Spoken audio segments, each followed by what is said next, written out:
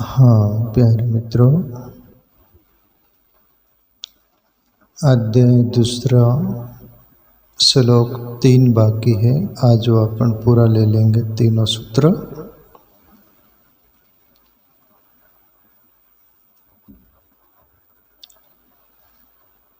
आपूर्यमाणं चल प्रतिष्ठम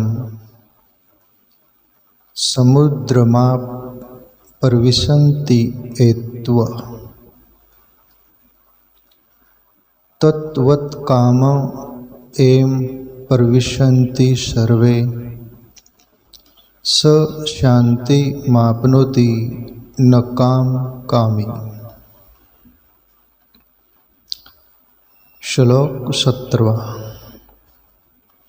जैसे नाना नदियों के जल जब सब ओर से परिपूर्ण अचल प्रतिष्ठा वाले समुद्र में उसको विचलित नहीं करते हुए ही समा जाते हैं, वैसे ही सब भोग जिस अस्तित्व प्रज्ञ पुरुष में किसी प्रकार का विकार उत्पन्न किए बिना ही समा जाते हैं, वही पुरुष परम शांति को प्राप्त होता है, भोगों को चाहने वाला नहीं। अब हम बात समझे प्यारे मित्रों। प्रभु श्री कृष्ण अर्जुन से जो बोल रहे वो हम सभी के लिए प्रेरणा पूर्ण है। प्रभु श्री कृष्ण उदाहरण देते उन महापुरुष के बारे में जो स्थित प्रज्ञ ब्रह्म का अनुभव कर लिए। आप कहीं भी कुछ भी ऐसा नहीं रह गया जो करने को बाकी है और पूरा हो गया। उदाहरण देते उस पुरुष के लिए अर्जुन वैसे हो जाता है जैसे समंदर है। समंदर के चारों ओर से नदियाँ जो है माँ बाढ़ माँ पूर आती है, बहुत वेग से इतना जल आता है चारों ओर नदियों से, फिर भी समंदर को कोई फर्क नहीं गिरता। समंदर में वो सहज समा जाती है नदियाँ। प्रभु श्री कृष्ण उदाहरण दे रहे हैं कि ऐसा ही महापुरुष हो, उसमें ये दुनिया भर के भोग जो भी कुछ है जो हमें जीवन में परेशान करते हैं, ऐसा सभी कुछ सभी प्रकार के भोग उस महापुरुष में नदियों की तरह जैसे समुद्र में समा गई, समुद्र को कोई फर्क नहीं गिरा। वैसे ही महापुरुष को कोई भी पता नहीं चलता या पता करे वो नहीं रह जाता, वो उससे परे हो जाता है। जैसे नाना नदियों के जल सब और से परिपूर्ण अचल प्रतिष्ठा वाले समुद्र में उसको विचलित न करते हुए ही समा जाते हैं, वैसे ही सब भोग अस्तित्व प्रज्ञ पुरुष में किसी प्रकार का विकार उत्पन्न किए बिना ही समा जाते हैं, वही पुरुष परम शांति को प्राप्त होता है, भोगों को चाहने वाला नहीं। अब यहाँ एक भोगों को चाहने वाला होता है पुरुष और एक भोगों से ऊपर उठा हुआ पुरुष। प्यारे मित्रों, भोगों को चाहने वाला वैसा ही है जैसे भूख लगी है किसको, उसको बोलो अपन कि ध्यान भजन कर, सत्संग कर, आत्मचिंतन कर, और बोलेगा पहले मुझे रोटी चाहिए, और ध्यान भजन में बैठेगा नहीं, ध्यान भजन करेगा नहीं, उसका मन जो है वो उसका अंदर जो है भूख है। ऐसा ही भोगों को चाहने वाला जो है वो प्यारे मित्रों उपलब्धि वो उसको हो नहीं पाती। क्यों? वैसे ही भूखे व्यक्ति की तरह उसका अंतःकरण है मांग से भरा हुआ। और जब तक जिंदगी में हमारे अंदर मांग रहती है, परमात्मा की ऐसी व्यवस्था है जो उनको जानते, और सद्गुरु की कृपा से, परमात्मा की कृपा से मेरा भी थोड़ा अनुभव में आया है, जब तक हमारे अंतःकरण में कोई भी प्रकार की मांग होगी तब तक आपको परमात्मा की प्राप्ति उपलब्धि नहीं होगी। ये मेरे निजी अनुभव से बोल रहा हूँ।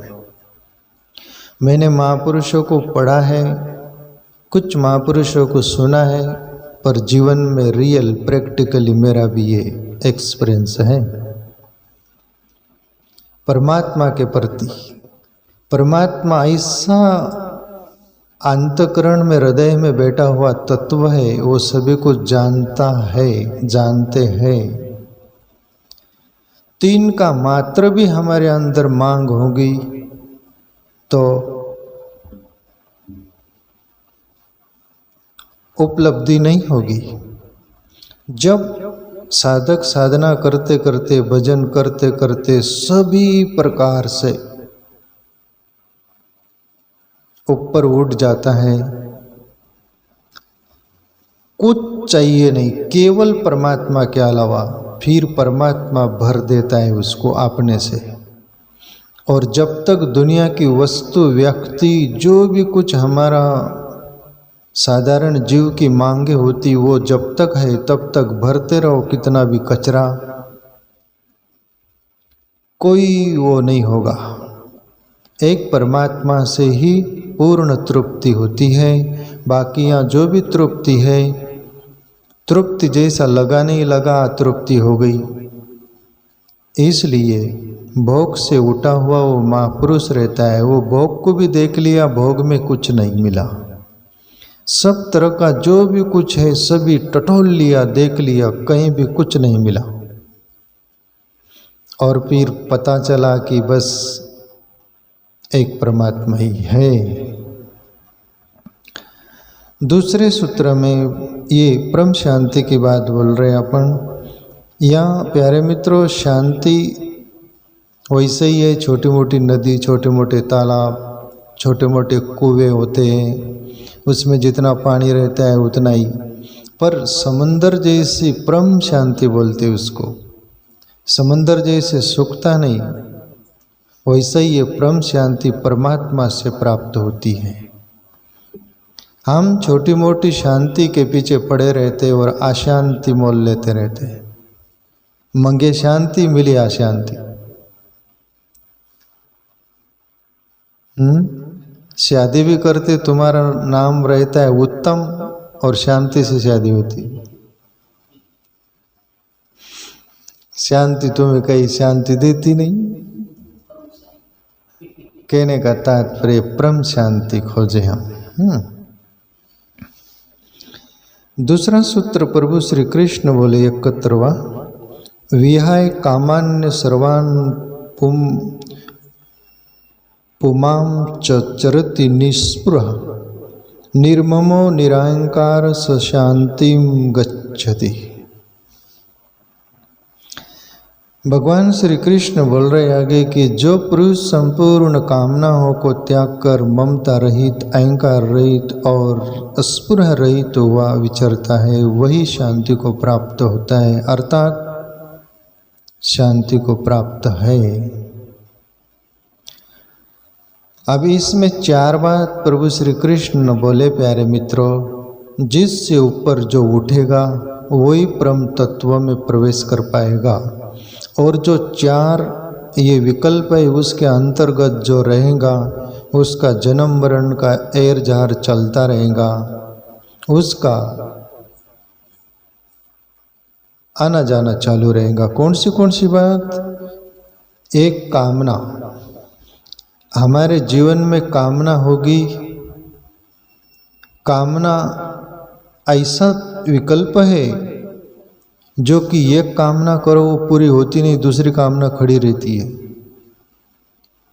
वो आई रावण बोलते थे ना, कहते कि उसको मारो, एक खून के छिट्टे गिर, दूसरा रावण आई रावण पैदा होता है। ऐसा श्यपक दंत कथा कुछ है, वो ऐसा ही कामना पैदा होती है। तुमने ये कामना की तुमने जी जान लगाकर कोशिश भी की, पूरी हो जाती है। तुमने जी जान ही लगा दिया तो फिर वो कामना भी बोलती पूरी होना पड़ेगा, हो जाती है, पूरा हो गया काम, दूसरी कामना खड़ी। अभी तो ये हुआ है, अभी वो करना है, अभी ये मजला बांधे है, ऊपर डबल बांधना है, फिर और पैदा हो गए बहुत कुछ तो तीसरा बांधना है, चौथा, ऊपर जाना है। ऊपर जाते जाते हम ऊपर चले जाते पर कामना पूरी होती नहीं। हम पूरे हो जाते, हमारा जीवन कास्त हो जाता है, पर कामना पूरी नहीं होती है। दुनिया में कामना वैसी है, प्रभु श्री कृष्ण का उदाहरण अपन देते रहते, जैसे काम, अर्जुन, काम कभी पूर्ण नहीं होता। वैसे ही जैसे अग्नि में लकड़ी कितनी भी डालो, आग मना बोलती क्या, जला डालती, जलाते रहती, उसका स्वभाव है। ऐसे ही कामना का स्वभाव है। तो जिसके अंदर कामनाएं होगी, कामना को मोड़ देना पड़ेगा प्यारे मित्रों, परमात्मा की ओर। एक परमात्मा की ओर मोड़ देने से ही कामना हमारी मिट सकती है या उसका वर्चस्व खत्म हो जा सकता है, वरना कामना आज तक किसी से मिटी नहीं है। परमात्मा की भक्ति, भजन, आत्मचिंतन, अनुभव के अलावा ऐसा मैं कहीं सुना नहीं, पढ़ा नहीं, मेरा भी अनुभव नहीं। तो वो महापुरुष कामना से पार चला जाता है, कामना को देख लेता और छोड़ देता है कि ये कभी पूरी नहीं होने वाली। और दूसरा विकल्प, ममता रहित। ममता का जाल ऐसा है प्यारे मित्रों, मेरा और तेरा, ममत्व। मेरा, ममता से भरा हुआ व्यक्ति स्वार्थी बनकर जीता है, मेरा मेरा करता है, तेरा का छोड़ ही देता है। वो तेरा कुछ है ही नहीं, सब मेरा ही है।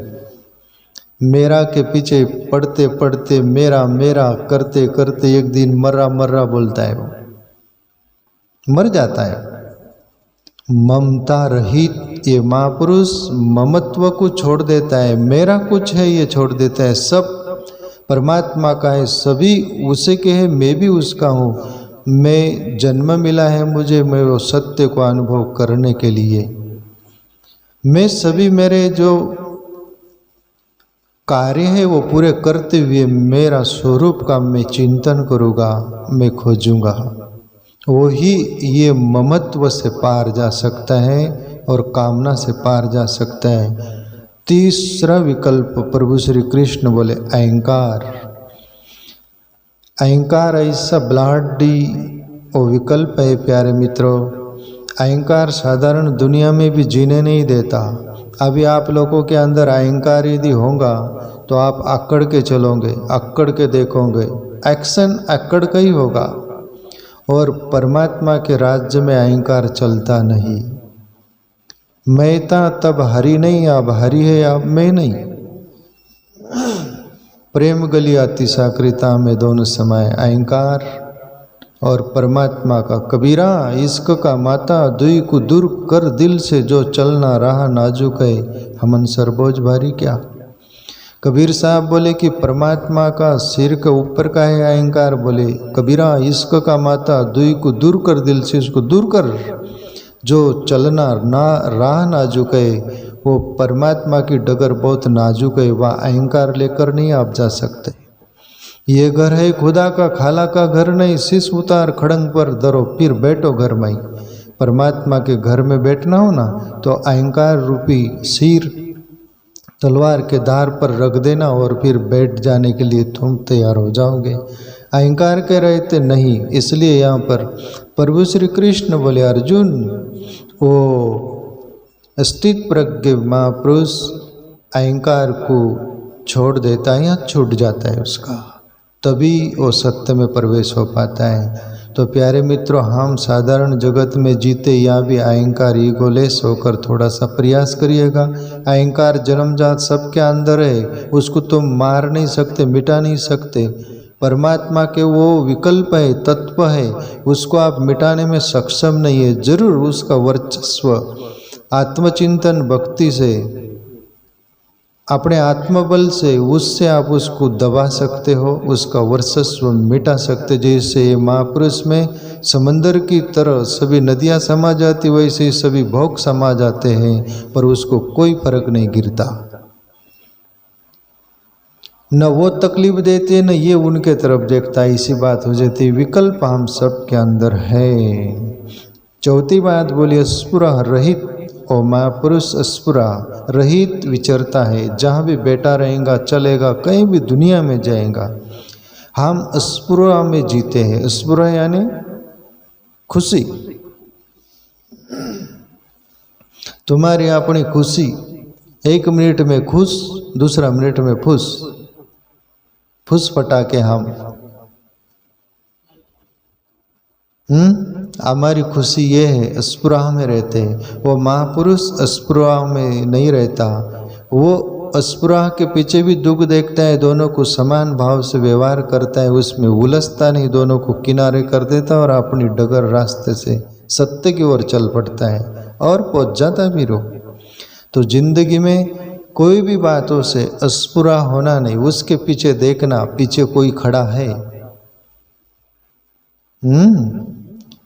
पीछे कोई खड़ा रहता है। तो ये चारों से पार करके वो महापुरुष विचरता है, वही शांति को प्राप्त होता है, अर्थात शांति को प्राप्त है। शांति को प्राप्त होता है इस अनुभव से भी, और वो ऐसा है तो प्राप्त हो चुका परमात्मा को। एक सूत्र,